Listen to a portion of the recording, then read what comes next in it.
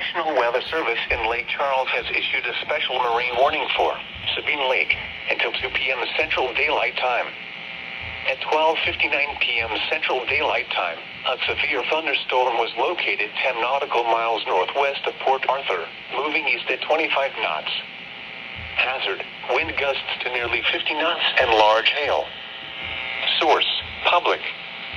Impact: small craft could be damaged and briefly higher winds and suddenly higher waves. Large hail could result in structural damage. Locations impacted include Port Arthur. A tornado watch remains in effect until 7 p.m. Central Daylight Time for southwestern Louisiana. Objects.